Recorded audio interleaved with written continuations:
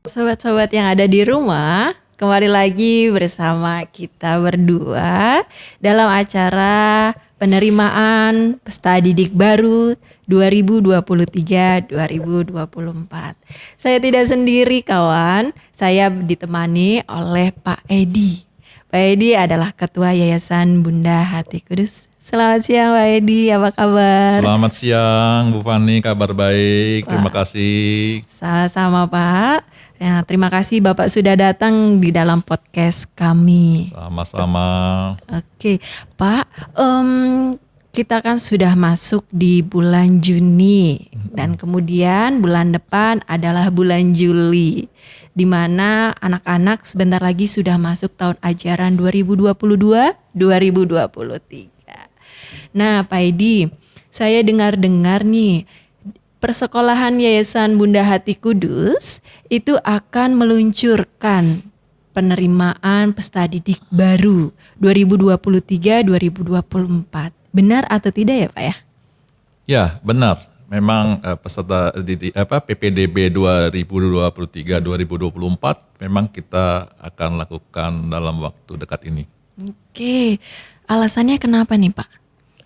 Ya, sebenarnya alasannya sangat sederhana, yaitu agar para peserta didik kita yang khususnya di sekolah-sekolah di Yayasan Bunda Hati Kudus ini bisa mendapatkan tempat yang lebih pasti di jenjang berikutnya, ya, supaya mereka ini bisa tenang bahwa jenjang berikutnya tempatnya sudah tersedia, ya, sudah fix memang ada. Ini penting. Karena persekolahan di Yayasan Bunda Hati Kudus ini makin hari muridnya makin bertambah, sehingga kita juga perlu memberikan tempat yang lebih secure kepada peserta-peserta didik yang ada di persekolahan kita sendiri. Wow. Ya, sobat-sobat YBHK, tadi sudah dengar ya bahwa banyak sekali peserta didik yang mau mendaftar di Persekolahan Yayasan Bunda Hati Kudus. Oke, sobat. Nah, selain itu juga ini ya Persekolahan Yayasan Bunda Hati Kudus itu memiliki beberapa unit loh. Nah, kita coba tanyakan ke Pak Edi ya. Pak Edi, Persekolahan Yayasan Bunda Hati Kudus ada berapa unit nih Pak? Serta jenjangnya ada apa saja dan lokasinya di mana? Ya, sekolah Yayasan Bunda Hati Kudus itu ada di 2 provinsi, yaitu di Provinsi DKI dan di Provinsi Banten. Ya, yang di Provinsi DKI itu ada 4 unit. Ya, yang pertama adalah Tarsisius 1 yang terletak di Hasyim Asyari di Kemakmuran, masuk di paroki Kemakmuran, ya. Kemudian Tarsisius 2 ada di Kebonjeruk, ya, itu masuk di paroki Tomang, ya, gereja MBK. Kemudian ada Viane, itu di Cengkareng di atau Ring Road di situ, ya, itu masuk ke paroki Bojong Indah, ya, gereja Santo Thomas Rasul.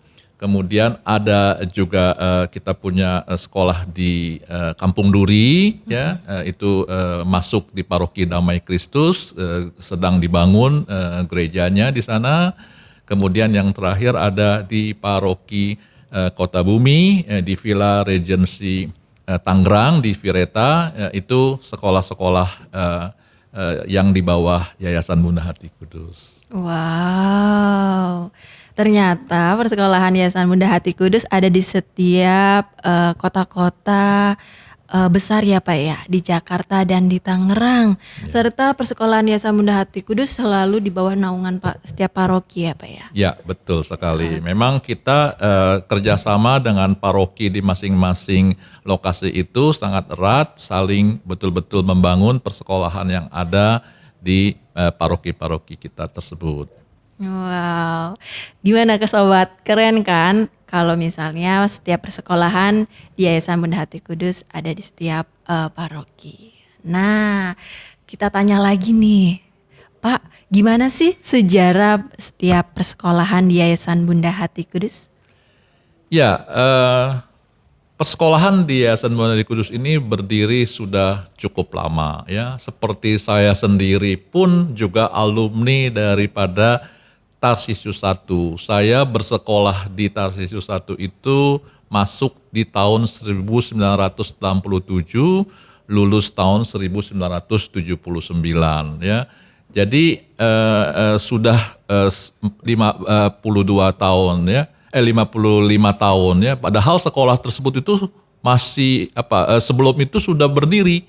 Jadi sudah 60 tahun lebih. Antara lain mungkin kalau Bapak Ibu sobat YBHK itu juga mungkin mengetahui guru di sana itu antara lain almarhum Bapak Kosmas Batubara pun juga adalah sebagai guru di Tarsisius 1 ya. Itu yang memang sekolah cikal bakalnya di situ. Kemudian terbentuk kemudian Damai ya, Tarsisius 2, Viane dan terakhir Vireta itu semuanya setelah di tahun 60-an ya.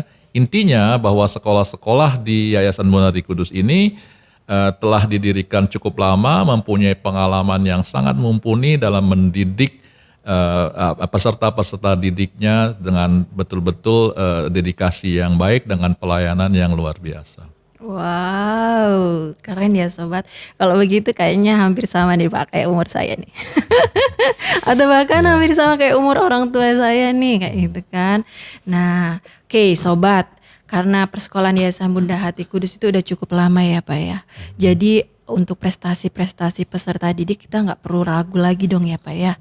Nah, kira-kira Bapak bisa nih membocorkan kepada sobat-sobat yang ada di rumah, prestasi apa saja nih Pak yang sudah diharumkan oleh siswa-siswa persekolahan YBHK? Ya, prestasi sekolah-sekolah di Yayasan Bunda Hati Kudus ini sungguh memang sangat banyak ya. Kalau saya ditanyakan seperti itu, terus terang memerincinya boleh dibilang itu sangat banyak sekali. Namun kalau memang mau dikatakanlah prestasi-prestasi yang betul-betul teringat, antara lain kita itu pernah menjadi satu juara atau finalis karya ilmiah remaja sampai waktu itu di tingkat nasional ya. Salah satu murid kita itu juga pernah menghadap ataupun diterima oleh presiden kelima kita ya, yang mana penghargaan itu juga diberikan oleh tingkat nasional tersebut ya. Juga dalam bidang-bidang yang lain ya, bidang olahraga, bidang paduan suara, sampai dengan hal-hal yang juga sifatnya sangat-sangat modern seperti saat ini yang digandrungi anak-anak muda, modern dance ya, kemudian juga e-sport dan sebagainya, itu semuanya betul-betul juga punya prestasi yang betul-betul bisa tercatat gitu ya, baik itu tingkat kecamatan, tingkat kabupaten, tingkat provinsi, sampai ke tingkat nasional, bahkan juga sudah mau mulai juga meranjak kepada tingkat-tingkat internasional ya, supaya betul-betul juga Yayasan Bunda Hati Kudus ini sekolah-sekolahnya itu juga mempunyai prestasi-prestasi yang juga bisa membanggakan semua peserta didiknya, membanggakan orang tuanya, dan juga membanggakan pihak-pihak stakeholder yang terkait dengan persekolahan itu. Wow, keren ya Pak ya. Jadi ada yang di nasional juga dan ada yang di internasional juga ya Pak ya. Ya. Oke, kalau begitu Yayasan Bunda Hati Kudus itu membuat wadah ya. Wadah untuk menampung siswa-siswa yang berprestasi juga ya Pak ya. Dan membuat siswa juga berprestasi ya Pak ya. Ya, Oke. Nah, gimana sobat yang ada di rumah? Kalian mau tidak sama seperti siswa-siswa yang berprestasi di Yayasan Bunda Hati Kudus? Jangan lupa ya, kalian sambil menonton saya dengan Pak Edi, klik web setiap persekolahan Yayasan Bunda Hati Kudus ya Pak ya? Ya, betul sekali. Gimana Pak untuk kuotanya? Apakah kuotanya terbatas ya Pak ya? Ya, memang kita punya rombongan belajar, kelas kita memang makin hari seperti yang saya sampaikan tadi itu makin terbatas, apalagi dengan kami sudah membuka juga kelas bilingual ya, kemudian juga setelah pandemi ini juga sudah mulai katakanlah mereda ya, itu betul-betul animo daripada peserta didik persekolahan itu jadi betul-betul bangkit kembali, euforia ya, dan saya kira ini sesuatu yang positif ya untuk persekolahan itu sendiri. Dan kami juga mengundang adik-adik, anak-anak itu untuk segera saja mendaftarkan ya supaya betul-betul juga bisa punya tempat yang atau slot yang fix ya, bahwa kalau udah sekolahnya nanti di jenjang berikutnya sudah punya kepastian kan sudah tenang untuk ke depannya. Iya, Demikian. benar banget ya Pak ya. Jadi kita nggak usah khawatir sekali nih tahun depan kita bingung mau cari sekolah di mana. Sudah Betul. pasti langsung aja ya di Betul. persekolahan YBHK. Betul. Oke, Pak, setiap persekolahan YBHK itu menciptakan siswa yang berprestasi dong ya Pak ya. Nah, ada nggak Pak program keunggulan dari persekolahan YBHK ini Pak? Mungkin Bapak bisa sampaikan kepada sobat-sobat yang ada di rumah? Ya, memang tiap sekolah itu punya satu strategi. Kita namakan diferensiasi, perbedaan daripada tiap-tiap sekolah ya. Ada fokus pembelajaran. Seperti di sekolah damai itu fokusnya adalah Mandarin. Namun sebelumnya mungkin saya mau ceritakan dulu sedikit adalah di setiap sekolah kita 55 sekolah itu fokus utamanya sebelum kepada kompetensi adalah karakter. Jadi kelima sekolah itu betul-betul karakter. Walaupun namanya setiap sekolah bisa saja ada yang karakter, ada yang mentalitas dasar, ada yang EQ dan sebagainya. Tapi intinya adalah semuanya adalah karakter. Ini sesuai dengan core value, ya, core value daripada Yayasan Muda Hati Kudus, di mana core value tersebut itu adalah benar-benar membentuk insan-insan daripada peserta didik di Yayasan Muda Hati Kudus ini untuk mempunyai karakter yang betul-betul bisa berkembang, karakter yang betul-betul bisa bertanggung jawab, karakter yang disiplin, karakter yang betul-betul juga punya ketangguhan, ya, karakter-karakter yang inovatif itu betul-betul dibentuk. Nah, dari karakter itu sendiri barulah berkembang kepada tingkat-tingkat kompetensi yang lain yang dalam arti tiap sekolah memang berbeda-beda. Seperti yang tadi saya sampaikan di Damai itu yang kita nanti fokuskan diferensiasinya adalah Mandarin. Sedangkan di Tarsisius 1 itu adalah fokusnya di communication, dalam arti itu adalah public speaking dan juga terkait dengan kompetitif di dalam bidang science ya. Karena Tarsisius 1 itu memang berpengalaman dan sudah terbukti juga ya dalam karya ilmiah remaja itu sudah betul-betul mencetak prestasi anak-anak yang sampai ke tingkat nasional bahkan lebih yang tadi saya sudah sampaikan. Jadi sudah terbukti ya. Itu kalau kita singkat di Tarsisius 1 itu 3C tadi. Kalau di Damai itu 2M ya, mentalitas dasar dan Mandarin. Kemudian di Vianney ya di Outer Ring Road itu kita namakan 3E. Kenapa 3E? Yang pertama EQ. EQ itu karakter, ya jelas. Kemudian juga e-learning karena di sana itu sudah sistem informasi sekolahnya sudah sedemikian baik ya, sudah online dan sebagainya, kita masuk kepada e-learning. Dan yang selanjutnya adalah English ya. English itu bahasa Inggris. Nah, bahasa Inggris ini kita masukkan sistem Cambridge ya, di mana nanti alumni-alumni dari Vianney itu juga nanti akan dites bagaimana supaya bahasa Inggrisnya itu mencapai tingkat-tingkat tertentu yang juga nanti bisa mencetak lulusan-lulusan yang juga siap untuk sekolah yang jenjang lebih tinggi, yang menuntut bahasa Inggris yang juga baik. Kembali lagi ke Damai, tadi juga di Damai Mandarinnya itu juga nanti kita juga akan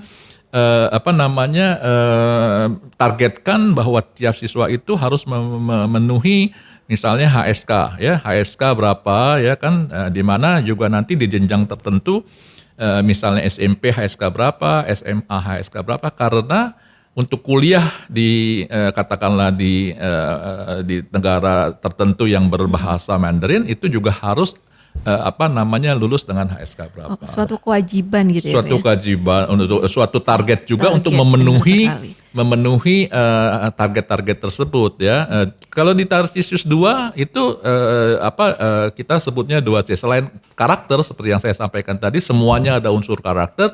Juga ada computer science, ya. Computer science di Tarsisius 2 kita juga sedang mengembangkan sistem coding dan sebagainya yang mana juga nanti kita akan kembangkan di Tarsius 2. Kalau Vireta, Villa di sana itu juga kaitannya dengan selain karakter juga computer applied science ya, dalam arti computer accounting, komputer yang betul-betul juga bisa diimplementasikan di dalam dunia pekerjaan dan sebagainya, ataupun juga nanti pada saat mereka mau kuliah. Oke. Ya, jadi memang kelima sekolah ini diferensiasinya pasti unsurnya basicnya adalah karakter, dan di samping itu masing-masing punya fokus, punya diferensiasi yang betul-betul menjurus kepada kompetensi daripada peserta didik yang seperti saya sampaikan tadi. Oke, gimana sobat? Nah, masih kalian ragu untuk sekolah di Yayasan Bunda Hati Kudus? Oke, Pak Edi, saya mau bertanya lagi nih. Memang kalau misalnya di dalam kehidupan sehari-hari siswa-siswa itu sekarang sudah belajar gadget ya, Pak ya?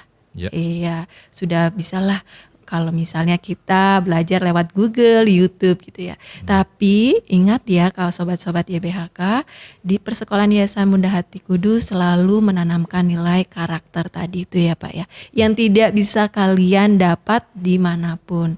Walaupun kalian belajar di media sosial, tapi nilai karakter sangat penting ya Pak ya. Betul. Benar sekali. Oke Pak, ini mungkin Bapak ada harapan atau pesan yang mau disampaikan kepada sobat-sobat YBHK yang sedang menonton, Pak? Oke. Ya, harapan saya tentunya adik-adik, anak-anak ya yang ingin sekolah di sekolah-sekolah Yayasan Bunda Hati Kudus, tentunya sekaranglah saatnya ya untuk bisa mendaftar ya, untuk bisa juga bergabung dengan kami ya. Welcome semua anak-anak ya, adik-adik, silahkan ya, ini adalah kesempatan. Yang saya juga bisa sampaikan, memang di sekolah-sekolah Katolik khususnya yang lebih dikedepankan itu adalah karakter.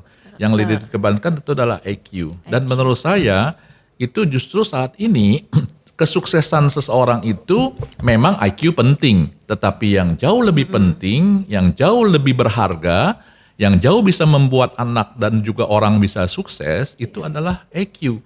Bagaimana dia bisa bersyukur, bagaimana dia bisa bekerja sama, bagaimana dia bisa berkolaborasi, bagaimana dia bisa betul-betul berinteraksi dengan teman-temannya, tidak sombong, walaupun dia pintar dan sebagainya. Kalau dia sombong, dia tidak bisa bekerja sama, dan akhirnya juga tidak bisa berkolaborasi dan sebagainya, percuma. Ya, nah, sekolah-sekolah kita, sekolah-sekolah di Yayasan Bunda Hati Kudus itu selain memang membentuk intelektual, membentuk kompetensi, tapi yang jauh lebih penting tadi sekali lagi adalah membentuk karakter.